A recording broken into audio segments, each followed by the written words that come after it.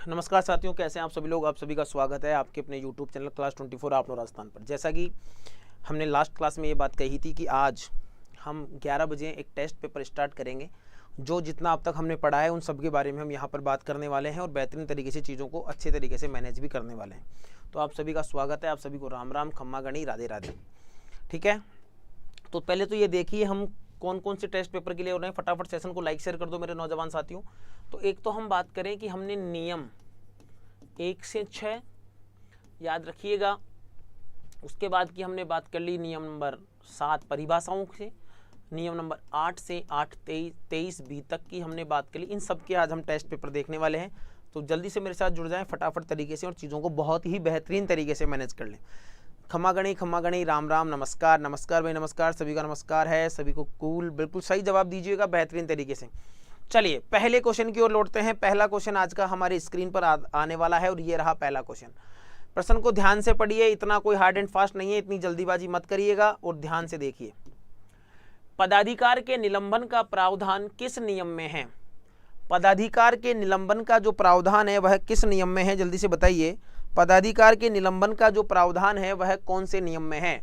नियम नंबर 17, नियम नंबर 18, नियम नंबर 19 और नियम नंबर 20। पदाधिकार का निलंबन, हाँ, पदाधिकार का जो निलंबन है वह कौन से नियम में है? पदाधिकार का निलंबन, हाँ, जल्दी से बताइए। तो नियम नंबर 17, नियम नंबर 18, नियम नंबर 19 और नियम नंबर 20 पदाधिकार का स्थानांतरण।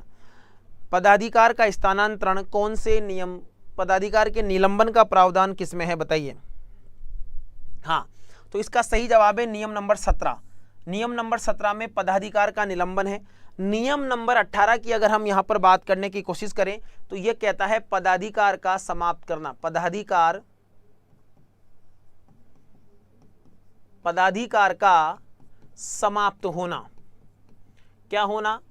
पदाधिकार का समाप्त होना हमें क्या कहता है? नियम नंबर 18 हमें पदाधिकार के समाप्त होने की जानकारी देता है।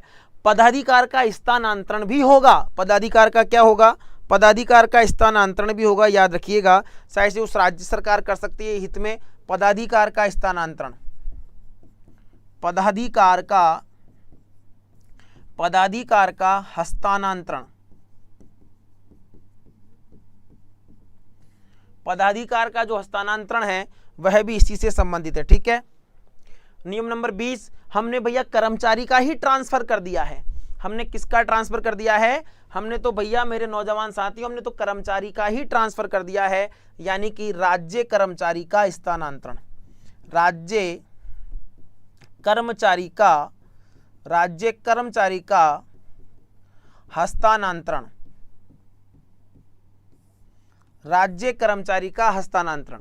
तो पदाधिकार का निलंबन नियम नंबर 17 में, पदाधिकार समाप्त हो गया, ठीक है, उसको हटा दिया। पदाधिकार का समाप्त होना नियम नंबर 18 को रिलेट करेगा। पदाधिकार का हस्तांतरण करना, पदाधिकार का क्या करना? हस्तांतरण या स्थानांतरण करना, सॉरी, स्थानांतरण यह किससे संबंधित है? यह नियम नंबर 19 को रिलेट करता है। और नियम नंबर 20 हमें बताता है कि वो किसकी जानकारी देता है? नियम नंबर 20 राज्य कर्मचारी का हस्तांतरण, यानी कि राज्य कर्मचारी का स्थानांतरण नियम नंबर 19 के समान। किसके समान? नियम नंबर 19 के समान। नियम नंबर 19 के समान हमें इसकी जानकारी मिलती है, नियम नंबर 19 के समान। ठीक है, चलिए, वेरी गुड, सभी का लगभग सही जवाब है। नेक्स्ट क्वेश्चन की ओर बढ़ते हैं। अगला क्वेश्चन देखिए क्या कह रहा है। अवकाश का अर्जन कैसे किया जाता है? कर्तव्य के संपादन से, विभागाध्यक्ष के आदेश से, अधिकार से या आवश्यकता अनुसार। अवकाश का अर्जन कैसे किया जाता है बताइए। अवकाश का अर्जन कैसे किया जाता है, जल्दी से बताइए। हाँ,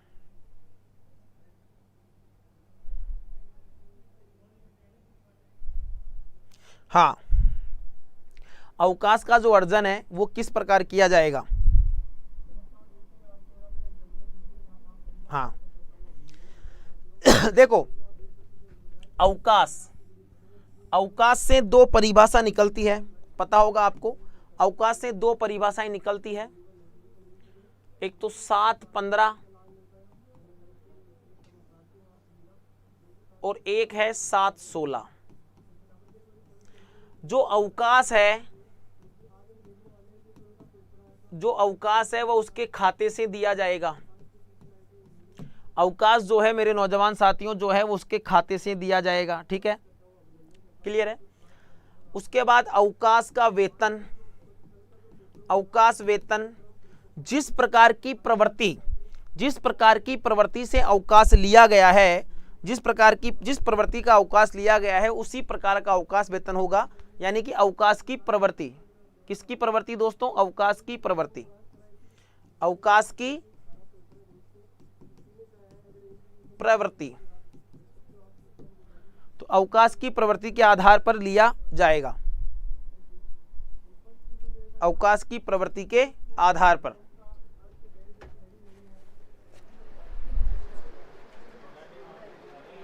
राम, अवकाश की प्रवृत्ति के आधार पर।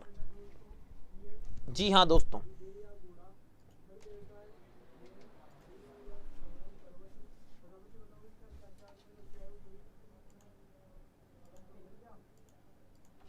चलिए, अवकाश की प्रवृत्ति के आधार पर किया जाएगा। किसके आधार पर किया जाएगा? तो ये दोनों चीजें सही है। कर्तव्य संपादन से, विभागाध्यक्ष के आदेश से, तो कर्तव्य के संपादन से अवकाश का अर्जन जो है वह कर्तव्य के संपादन से किया जाएगा दोस्तों। अवकाश का अर्जन जो है वह कर्तव्य के संपादन से किया जाएगा। ठीक है। हाँ, कुछ थोड़ा वो कैमरा हमें ऐसा कह रहा था कि नहीं भैया मैं तुमसे थोड़ा नाराज हूँ, मेरे को क्वेश्चन का जवाब नहीं आ रहा है, तो मैं थोड़ा अटक सा जाता हूँ। कोई ना, छोटी मोटी बातें चलती रहती है। ठीक है, चलिए, अभी मैंने सुना भी था बड़े बड़े शहरों में छोटी छोटी बातें होती रहती है। चलिए अगला प्रश्न देखिए, परिवीक्षाधीन, परिवीक्षाधीन से क्या तात्पर्य है? परिवीक्षाधीन से क्या तात्पर्य है? प्रशिक्षु, पार्ट टाइम सलाहकार, एक व्यक्ति जिसे किसी सेवा के संवर्ग में स्थायी रिक्त पद के विरुद्ध नियमित रूप से चयन कर नियुक्त किया जाता है। यानी कि ये भी सही है। और दूसरा एक कंडीशन कि स्थायी नियुक्ति के तौर पर, स्थायी नियुक्ति के तौर पर प्रारंभिक 2 वर्ष हेतु अस्थायी रूप से, किससे दोस्तों? अस्थायी रूप से उसे नियुक्ति दी जाती है और फिक्स्ड मानदेय उसे दिया जाता है, फिक्स्ड मानदेय दिया जाता है।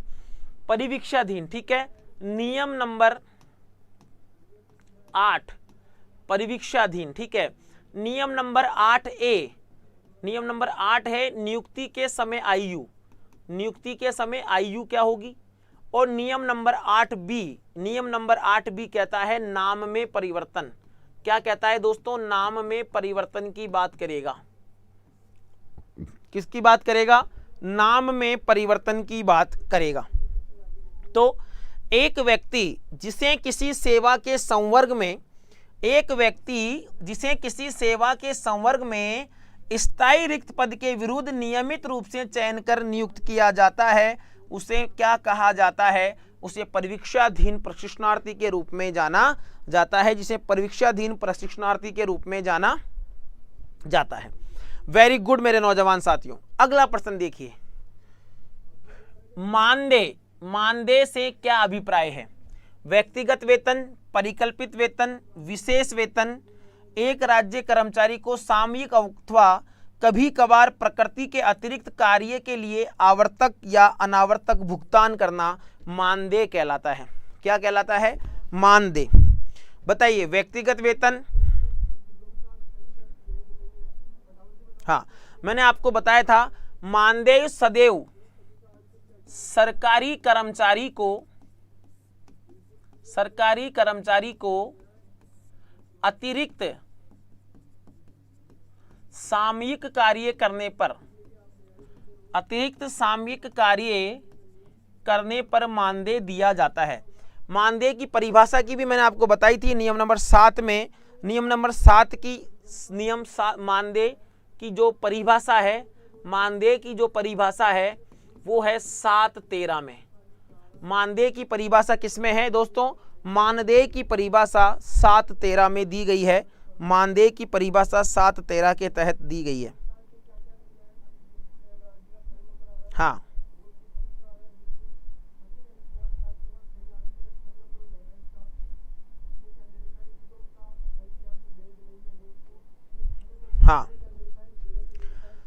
व्यक्तिगत वेतन 727, असामयिक कटौती उसका पुनः भरण। मैंने बताया था 723 729 का बड़ा भाई है। अब 723 हमें क्या कहता है, 723 क्या कहता है, स्थानापन्न। 723 क्या कहता है, स्थानापन्न। हाँ, 723 हमें क्या कहता है, स्थानापन्न। स्थानापन्न की बात समझो। सबसे पहले 723 वापस देख लो, 723 का मतलब है स्थानापन्न। इतना ही लिखूंगा, बाकी बता रहा हूं। स्थानापन्न से आज से है कि आपको एक स्थायी पद पर आप नियुक्त हैं, परंतु आपको दूसरे पद का भी कार्यभार दे दिया गया है, यानी आपका स्थानापन्न दूसरी जगह भी कर दिया गया है। तो दो दो चीजों को आप मेंटेन करने की कोशिश कर रहे हैं। उसके बदले आपको वेतन दिया जा रहा है, वो कौन सा वेतन कहलाएगा, वो आपको परिकल्पित वेतन कहलाएगा। 729 क्या कहलाएगा, परिकल्पित वेतन। ठीक है, तो वह परिकल्पित वेतन है 729 में, 729 में। और किसके, वित्त विभाग की अनुशंसा पर, किसकी अनुशंसा पर दिया जाएगा, वित्त विभाग की अनुशंसा पर, वित्त विभाग की अनुशंसा पर दिया जाएगा। तो 723 का बड़ा भाई है 729, 723 का बड़ा भाई कौन है, 729 है। ठीक है, इसका ऑप्शन सही है, ऑप्शन नंबर डी यहां पर बिल्कुल सही जवाब है मेरे नौजवान साथियों। ऑप्शन नंबर डी यहां पर बिल्कुल सही जवाब है।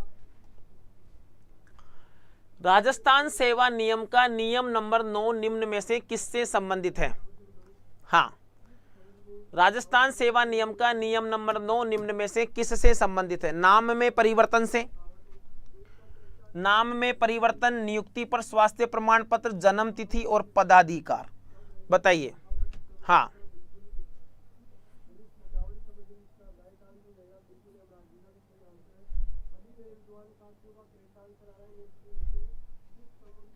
हाँ, तो देखो, नाम में परिवर्तन नियम नंबर 8 का ए, नियुक्ति पर स्वास्थ्य प्रमाण पत्र, ऑप्शन नंबर बी यहां पर आपका बिल्कुल सही जवाब है, जो आप सभी सही दे रहे हैं।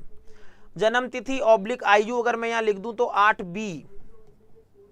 पदाधिकार की बात करूं, नियम 15, एक स्थायी पद पर इसका, एक स्थायी नियुक्त पद पर एक स्थायी व्यक्ति का ही पदाधिकार होगा, नियम नंबर 15। इससे पहले नियम नंबर 14 आता है, वो भी बड़ा इंटरेस्टिंग है। एक पद एक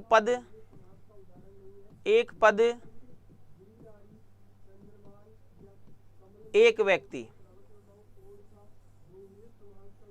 एक पद एक व्यक्ति। क्या दोस्तों, एक पद एक व्यक्ति की बात यहां पर की गई है, एक पद एक व्यक्ति। तो याद रखिए, नाम में परिवर्तन 8A की बात कर रहा है। नियम नंबर 9 हमें कहता है नियुक्ति के समय स्वास्थ्य या चिकित्सा प्रमाण पत्र आपके पास होना चाहिए। नियम नंबर 9, 8, 9, 10, 11, 12। ठीक है, जन्म तिथि और पदाधिकार। अगले क्वेश्चन पर बढ़िए।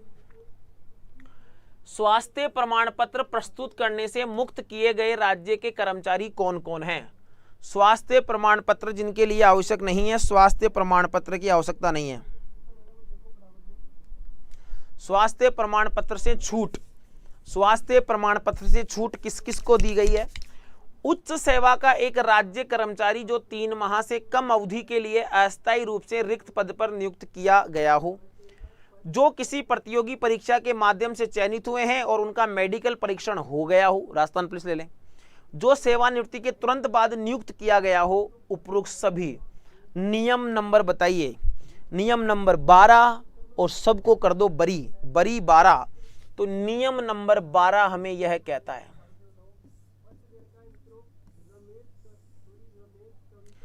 देखो अब नियम नंबर 9 क्या कहता है कि आपको चयनित होने पर चिकित्सा प्रमाण पत्र चाहिए। 10 कहता है भैया उसका प्रारूप क्या होना चाहिए। 11 हमें कहता है हस्ताक्षर या प्रति हस्ताक्षर, हस्ताक्षर या प्रति हस्ताक्षर की बात करेगा। नियम नंबर 12 हमें कहता है स्वास्थ्य प्रमाण पत्र से मुक्त किए गए राज्य कर्मचारी कौन कौन हैं। क्लियर है।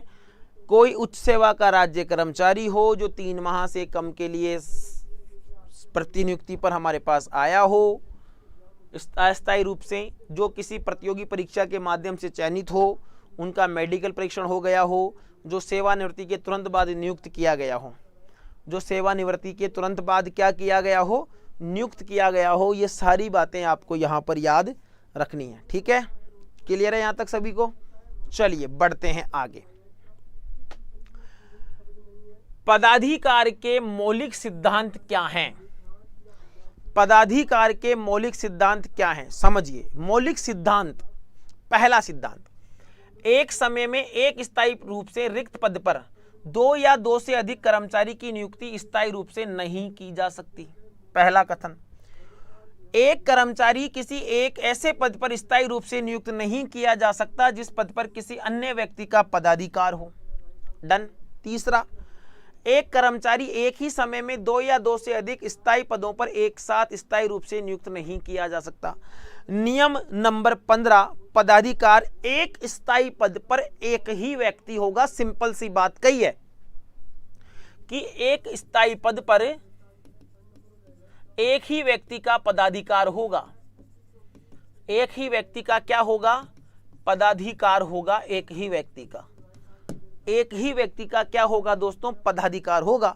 समझिए, वापस पढ़िए। सही कह रहे हैं? पहला कथन देखते हैं सही है या नहीं है कि साहब एक समय में वन टाइम एक स्थायी रूप से रिक्त पद पर 2 या 2 से अधिक कर्मचारियों की नियुक्ति स्थायी रूप से नहीं की जा सकती, अस्थायी रूप से की जा सकती है। तो ये सही है। डन। एक कर्मचारी किसी एक ऐसे पद पर स्थायी रूप से नियुक्त नहीं किया जा सकता जिस पद पर किसी अन्य व्यक्ति का पदाधिकार हो। ऑप्शन नंबर बी भी हमें यह जानकारी देता है कि साहब ये बात भी सही है। तीसरा, एक कर्मचारी एक टाइम पर एक ही समय में 2 या 2 से अधिक स्थायी पदों पर एक साथ स्थायी रूप से नियुक्त नहीं किया जा सकता। तो भैया ऑप्शन नंबर जो सी है वो भी हमें सही जानकारी दे रहा है। ऑप्शन नंबर जो सी है वो भी हमें सही जानकारी दे रहा है। ऑप्शन नंबर डी जो है वो यहां पर बिल्कुल परफेक्ट आंसर है। ऑप्शन नंबर जो डी है वो यहां पर बिल्कुल सही, शानदार और सटीक जवाब है। चलिए नेक्स्ट क्वेश्चन पर आइए।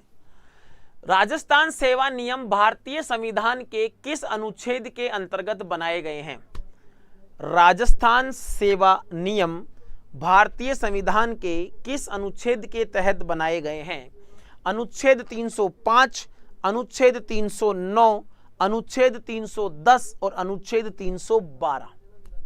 बताओ, देखें जल्दी से बताओ किस अनुच्छेद के तहत अंतर्गत बनाए गए हैं? राजस्थान सेवा नियम भारतीय संविधान के किस अनुच्छेद के अंतर्गत बनाए गए? जल्दी जल्दी लाइक शेयर करें फटाफट सेशन को, और फटाफट पीडीएफ के लिए Sanjay sir history Telegram channel को आज ही ज्वाइन कर लें। वहां पर आपको पीडीएफ प्रोवाइड हो जाएंगी। हाँ दोस्तों, क्लास डेली सुबह 11 बजे जल्दी ही आपकी अकाउंट्स की थ्योरी क्लासेस भी मैं लेकर आ रहा हूं। तो घबराएं ना, चिंता से दूर रहें, मुक्त रहें और बस केवल पढ़ते रहें। तो ऑप्शन नंबर 309 जो है वो हमें क्या जानकारी देता है? ऑप्शन नंबर 309 यानी कि अनुच्छेद 309 के अंतर्गत भारतीय संविधान में राजस्थान सेवा नियम के अंतर्गत बनाए गए हैं। राजस्थान सेवा नियम किन कर्मियों को शासित करते हैं? राजस्थान के जो सेवा नियम है वह किन कर्मियों को शासित करते हैं? राज्य की सेवाओं में जो कर्मचारी हैं उन्हें शासित करते हैं। पद नियुक्त कर्मचारी जो किसी पद नियुक्ति कर्मचारी है उन्हें करते हैं। वह दोनों को करते हैं, इनमें से किसी को भी नहीं करते हैं।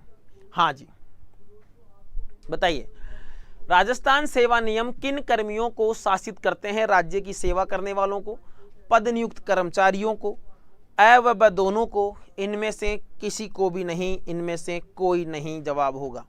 हाँ बताओ। तो इसका सही जवाब है राज्य सेवा नियम में इन प्रकार के कर्मचारियों को शासित किया जाता है। राज्य की सेवाओं एवं पद नियुक्त कर्मचारी जो होते हैं वो राजस्थान सेवा नियम आरएसआर के कर्मियों के रूप में क्या होते हैं? शासित होते हैं। ए व बी दोनों यहां पर बिल्कुल सही है। ऑप्शन नंबर ए व बी दोनों यहां पर बिल्कुल सही जवाब है। Option number A and B. Rajasthan सेवा नियम किस तिथि से अधिसूचित किए गए?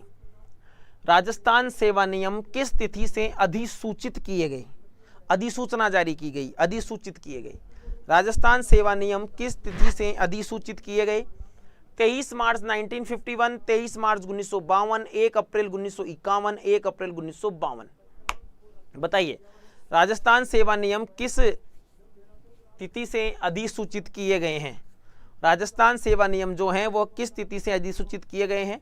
तो 23 मार्च 1951, 23 मार्च 1952, 1 अप्रैल 1951 और 1 अप्रैल 1952। जल्दी से बताओ क्या जवाब करेंगे आप? Very good very good very good, बहुत बढ़िया। क्या जवाब है भाई यहां पर सही? तो यहां पर सही जवाब है 23 मार्च 1951 से 23 मार्च 1951, 23 मार्च 1951 से आरएसआर के नियम जो हैं वह अधिसूचित किए गए हैं। ठीक है, चलिए अगला प्रश्न देखिए। राजस्थान सेवा नियम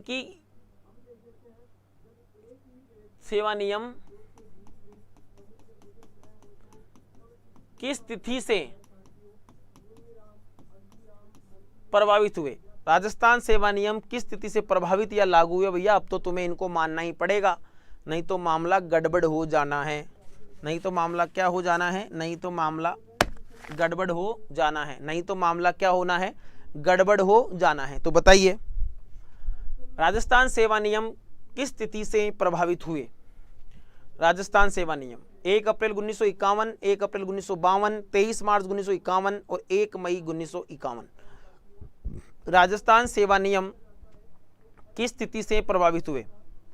जल्दी से लाइक शेयर करें और जल्दी से बताएं फटाफट तरीके से कि राजस्थान के जो सेवा नियम है वह किस तिथि से प्रभावित हुए हैं। स्टार्टिंग में बताया था अनुच्छेद 309, 23 मार्च 1951 और इस प्रश्न का जवाब है 1 अप्रैल 1951। 1 अप्रैल 1951 से क्या हुए? प्रभावित हुए। राजस्थान सेवा नियम के नियम नंबर 2 के तहत आरएसआर नियम किस पर लागू नहीं होते हैं? आरएसआर नियम आरपीएससी के अध्यक्ष व सदस्यों पर, आकस्मिकता मद से भुगतान प्राप्त करने वाले व्यक्तियों पर, राजस्थान उच्च न्यायालय के न्यायाधीशों पर, राजस्थान उच्च न्यायालय के न्यायाधीशों पर, केंद्र सरकार का कोई कर्मचारी है वह राज्य सरकार में 3 माह से कम के लिए प्रतिनियुक्ति पर आया है या अस्थायी रूप से आया है?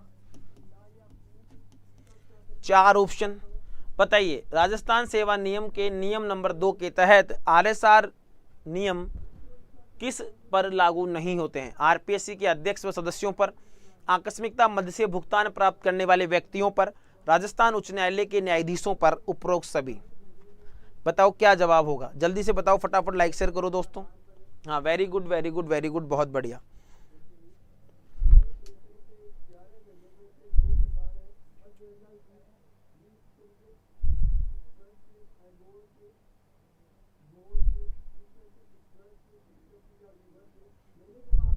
हाँ बताओ।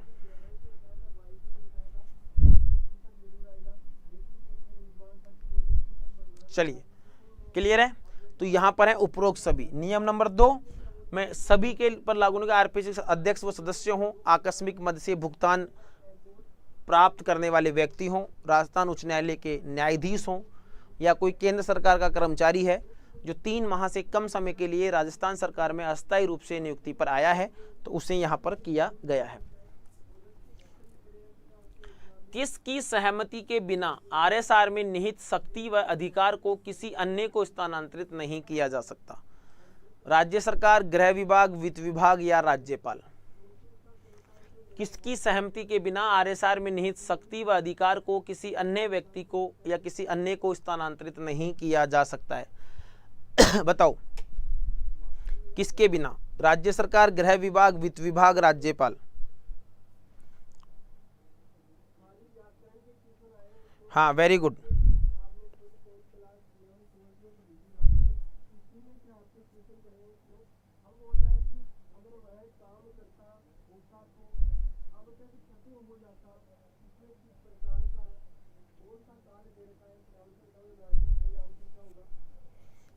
हाँ निहित शक्ति व अधिकार किसी अन्य को स्थानांतरित नहीं किया जा सकता। तो राज्य सरकार, राज्य सरकार के बिना। और ये याद रखिएगा जो ये नियम होते हैं, ये जो नियम है वो राज्यपाल के कार्यकारी आदेश होते हैं।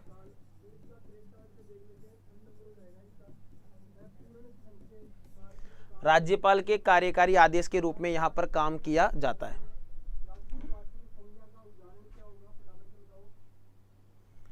आरएसआर नियमों की व्याख्या का अधिकार किसके पास है? आरएसआर नियमों की व्याख्या का अधिकार नियम नंबर 6।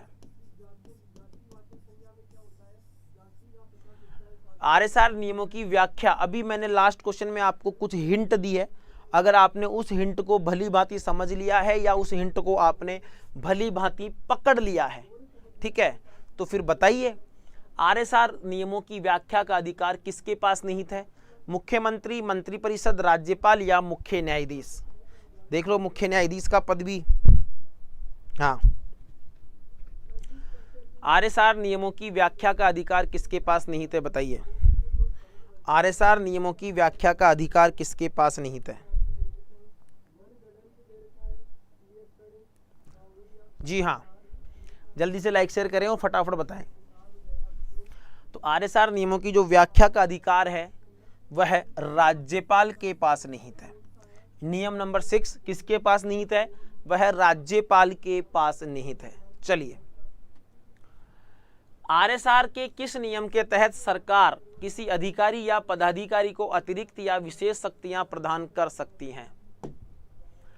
आरएसआर के किस नियम के तहत सरकार किसी अधिकारी या पदाधिकारी को अतिरिक्त या विशेष शक्तियां प्रदान कर सकती है? हाँ, बताइए।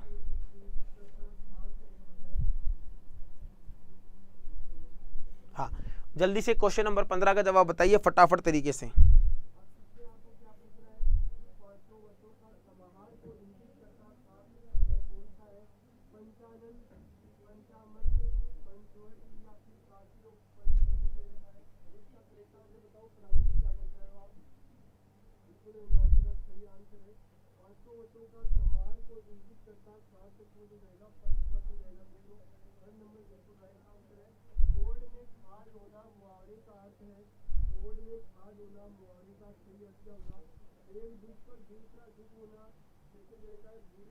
हाँ, किसी अधिकारी या पदाधिकारी को अतिरिक्त या विशेष शक्तियां प्रदान कर सकती है। नियम नंबर 3, 4, 5 या 6?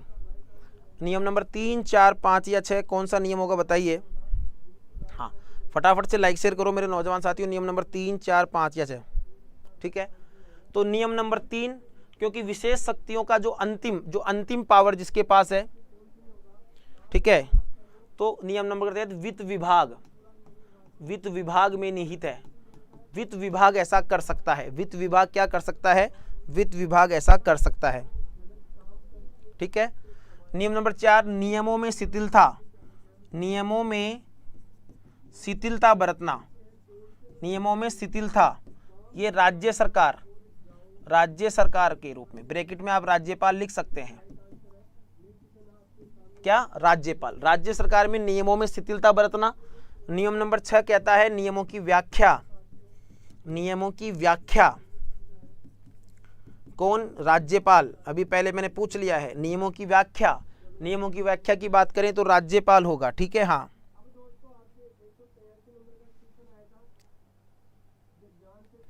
ठीक है। नियम नंबर 5, लोकहित में पारित आदेशों का रिव्यू यहां पर किया जाएगा। अगला प्रश्न देखिए, रूपांतरित अवकाश किस स्थिति से प्रभावी हैं? रूपांतरित अवकाश जो है वह किस स्थिति से प्रभावित हैं?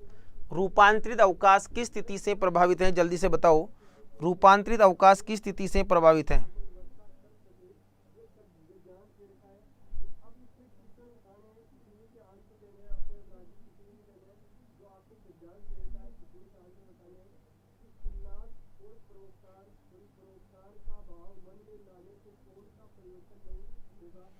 जल्दी से बताओ, रूपांतरित अवकाश।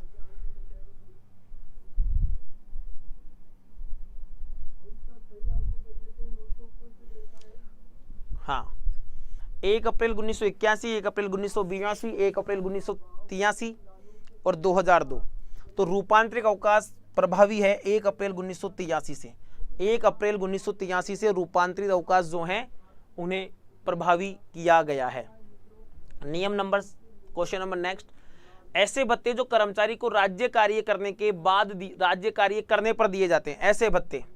ऐसे भत्ते जो कर्मचारी को राज्य कार्य, यानी कि मान लीजिए आपने अपने पैसे से, यानी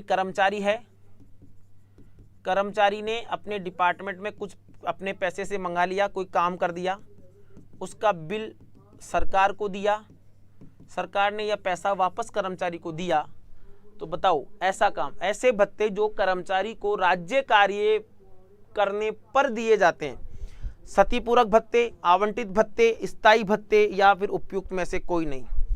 ऐसे कौन से भत्ते हैं जो राज्य सरकार के द्वारा काम, राज्य सरकार का या राज्य का कार्य करने पर कर्मचारी द्वारा दिए जाते हैं? तो क्षतिपूरक भत्ते होते हैं। कौन से भत्ते होते हैं? क्षतिपूरक भत्ते होते हैं। समझ लो, मान लो आप एग्जाम्पल लो गवर्नमेंट स्कूल में जो वहाँ का प्रिंसिपल होता है वो बच्चों के लिए जो दूध योजना चल रही है उसके तो दूध लाता है डेयरी से, तो पहले स्कूल से वो उसके कोष से पैसा देता है, फिर वो बिल बना कर देता है, फिर सरकार उस स्कूल के अकाउंट में उसका पैसा डालती है। ठीक है, तो वो क्या कहलाते हैं? क्षतिपूरक भत्ते। ठीक है, आपको घर वाले कहते हैं कि बेटा बाहर जा रहा है, फ़ोन कर दिया 1 किलो सब्जी ले आना, पहले आपने पैसा खर्च कर दिया, घर जाकर आपको पैसा मिला, तो क्या हुआ? क्षतिपूरक भत्ता हुआ। नियम नंबर 723 का संबंध किससे है? नियम नंबर 723, स्थानापन्न, वेतन, पेंशन या स्थायी पद। 723 परिभाषा से प्रश्न पूछा गया है। नियम नंबर 723 मैंने आपको बताया था, 723 का बड़ा भाई कौन है? 729। 723 का बड़ा भाई कौन है? तो यानी 723 तो किससे संबंधित है? स्थानापन्न से। स्थानापन्न का मतलब आप एक स्थायी पद पर नियुक्त हैं, साथ ही आपको दूसरे स्थायी पद का भी कार्यभार सौंप दिया गया है, तो वह स्थानापन्न कहलाएगा। पो 12 25 और पो 12 24, तो पो 12 24 में तो क्या होगा? 7 24 हो गया, और बाद में पेंशन भी मिल गई, 7 25 हो गया। स्थायी पद की बात करें तो 7 26 हो गया। एक स्थायी पद पर एक व्यक्ति की ही नियुक्ति की जा सकती है। इसके बाद मैंने बताया 729, इसका बड़ा भाई। 729 का मतलब है परिकल्पित वेतन। कौन सा वेतन? परिकल्पित वेतन, यानी कि आपको एक सीट के साथ दूसरी सीट का भी कार्यभार दिया है तो आपको कुछ अतिरिक्त पैसा दिया जाएगा, उसे ही परिकल्पित वेतन कहा गया है। उसे क्या कहा गया है? परिकल्पित वेतन। नियम नंबर 728 का संबंध किससे है? उपार्जित अवकाश, व्यक्तिगत वेतन, परिवीक्षाधीन या पद का परिकल्पित वेतन। जल्दी से बताओ आंसर क्या होगा? हाँ फटाफट बताओ भाई, इसका जवाब क्या होगा? अब पद का परिकल्पित वेतन के बारे में जब मैंने आपको बात बता दी है तो उसके बाद तो दिक्कत होने का सवाल पैदा होना ही नहीं चाहिए। हाँ जी हाँ, तो परिवीक्षाधीन है, परिवीक्षाधीन होगा। Very good.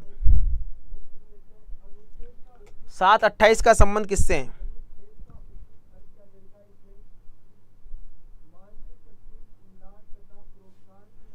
तो किससे हैं? उपार्जित अवकाश से हैं। पद का परिकल्पित वेतन 729 कहता है। 729 पद का परिकल्पित वेतन। 730 है जो परिवीक्षाधीन की बात करता है। 730 है जो किसकी बात करता है? 730 है जो परिवीक्षाधीन की बात करता है। ठीक है, और यहां पर है व्यक्तिगत वेतन, तो व्यक्तिगत वेतन है 727 में।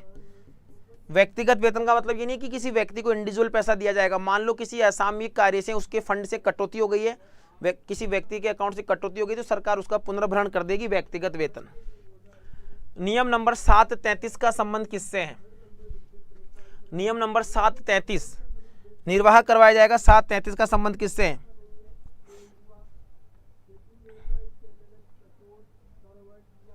हाँ, निर्वाह अनुदान, निर्वाह अनुदान इसकी भी बात करेंगे। 733 निर्वाह अनुदान का मतलब है आपको निलंबन पर चल रहे हैं, आप किस पर चल रहे हैं? निलंबन पर चल रहे हैं, तो आपको अपना जीवन निर्वाह करने के लिए सरकार आधा वेतन देगी, क्योंकि अभी जांच चल रही है, आपको दोषी ठहराया नहीं गया है। निर्वाह वेतन, मूल वेतन 734, स्थायी वेतन 735 और साउदी पद 736। ठीक है, चलिए। चिकित्सा या स्वास्थ्य प्रमाण पत्र का प्रारूप का संबंध किस नियम से है? चिकित्सा या स्वास्थ्य प्रमाण पत्र का संबंध किस नियम से है? बताओ। हाँ दोस्तों, फटाफट सेशन को लाइक शेयर करो, ज़्यादा से ज़्यादा। डेली सुबह क्लास होती है 11 बजे। हाँ दोस्तों, चिकित्सा या स्वास्थ्य प्रमाण पत्र का प्रारूप का संबंध किससे है? तो नियम नंबर 8, 9, 10 या 11, तो देखिए यहाँ पर नियम नंबर 8 बात करें परिवीक्षाधीन प्रशिक्षणार्थी, नियम नंबर चिकित्सा स्वास्थ्य प्रमाण पत्र का प्रारूप पूछ रहा है। नियम नंबर 9 चिकित्सा प्रमाण पत्र नियुक्ति पर आपके पास होना चाहिए। प्रारूप की बात कर रहा है तो प्रारूप हो जाएगा नियम नंबर 10 में। नियम नंबर 11 हस्ताक्षर व प्रति हस्ताक्षर, कौन उस पर हस्ताक्षर कर सकता है, कौन उस पर प्रति हस्ताक्षर कर सकता है, ठीक है। उसके बाद नियम नंबर 12 चिकित्सा प्रमाण पत्र से छूट, चिकित्सा प्रमाण पत्र से छूट की बात यहां पर कर रहा है। तो दोस्तों ये आपका सेशन आज के लिए इतना ही। पीडीएफ के लिए आप अभी जो चैनल ज्वाइन करें Sanjay sir history Telegram channel पर आपको इसकी पीडीएफ मिल जाएगी, ठीक है। बिल्कुल अकाउंट्स की सभी क्लासों की पीडीएफ आपको यहीं पर प्रोवाइड करवाई जा रही है।